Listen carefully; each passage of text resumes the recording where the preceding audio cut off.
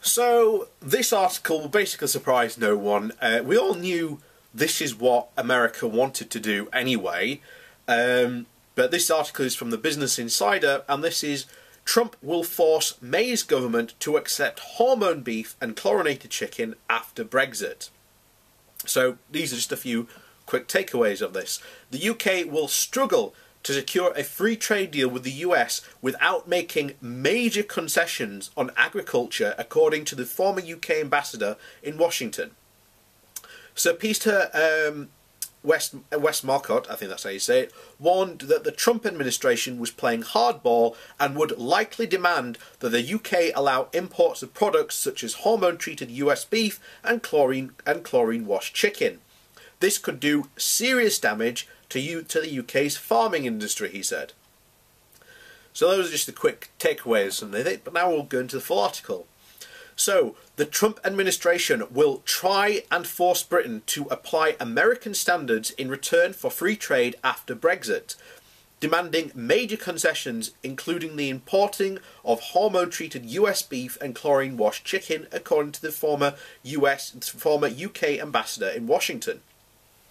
Sir Peter Westmarcott, who had served between 2012 and 2016, warned that the US was playing hardball and would demand that the UK ditches European standards in favour of Washington's, especially in the highly sensitive agricultural sector, in order to secure a post-Brexit trade deal, something which could do serious damage to Britain's farming industry. What's this, Brexiteers? I thought this US trade deal was meant to be wonderful. You know, I've said this from the very beginning. Most of these Brexiteers are not, even at a baseline economically good level. Just because, we ditched the European standards, we are now being forced to accept the US standards. So what all about sovereignty argument, guys? Where are you on this? So, when you speak to farmers, they are deeply worried about the implications of Brexit, told the Business Insider. They see a free trade agreement with America, one that is inevitably going to embrace agriculture. It would come high growth hormone beef, chlorinated washed chickens and GMOs, and even lamb produced at high volume at relatively low cost, all of which have the potential to do serious damage to Britain's agricultural industry. The US fight with the EU over agricultural products runs back for decades. The US bans the import the EU bans the import of US produced products, including high growth hormone treated pork and beef and genetically modified cereals and chlorinated washed chicken. Many British farmers worry that the US producers will attempt to flood the market with such products after Brexit and undercut domestic producers. Liam Fox, the Trade Secretary, has defended the practice of chlorinated washed chicken and is desperate to secure a speedy trade deal with the US to shore up Britain's position as a post-Brexit trading powerhouse. In an interview with the Business Insider last week, Fox said that the UK would have complete control over tariffs and quotas in agricultural goods after Brexit, which would provide quite a scope for a US trade deal. Although he said the UK would continue to follow EU rules in order to access its markets. And if that happens, the EU will just go, no thank you, door closed. And that will damage us even more. But Westmarcott said that an even comprehensive US-UK free trade deal would have a minimal impact on UK GDP and would be offset against the weaker trading relationship with Europe. The greater the distance we put between ourselves and the European Union, the greater the economic cost, but the greater scope for doing our own free trade deals, he said. Unfortunately, those agreements are not going to make much of a difference. America is by far our biggest trading partner already, and there are virtually no tariffs.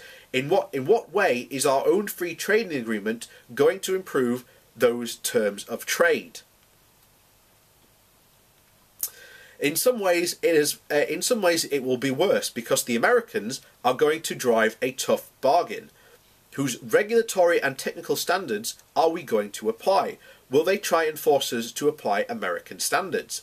If the UK does strike an independent free trade agreement, it will likely still face extensive protectionist legislation, such as the Buy American Act, which stipulates that the United States government to prefer US made products in its purchases, Westmorgan said. None of this stops the US having a trade and investment relationship. None of this stops us from having a trade and investment relationship with the US that is second to none, he said.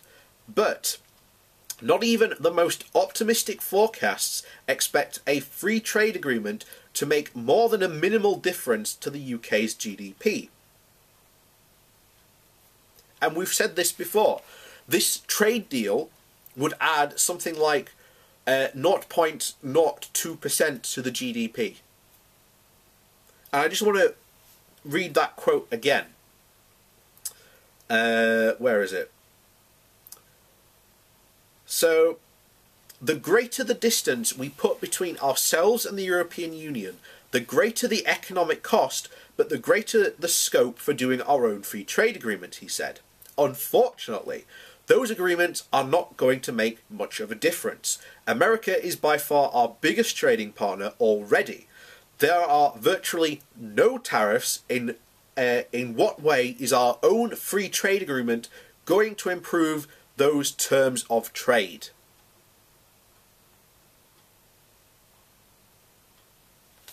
So, yeah, once again, doesn't surprise me. And oh, by the way, Australia is also planning to flood the UK with products, agricultural products that have been banned in the EU. So, yeah, what great trading partners we have got to look forward to doing these free trade agreements, where they are going to be the sharks and we are going to be the minnow. Because 28 countries working together to strike good trade agreements is far superior than one. I mean, you just look at the Japanese deal. That Japanese deal is worth 3% of the world's GDP. At least I think it's 3% of the world's GDP. I can't remember now. And we're leaving that. We don't have access to that because we will have to strike another trade deal with Japan. And Japan has already said, yeah, you're not going to get as good trade deal as you were in the European Union.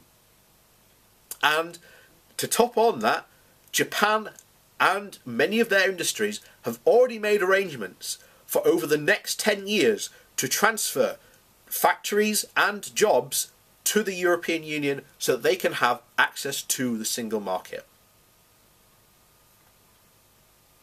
You know, these are the realities of Brexit. The realities that Brexiteers constantly deny.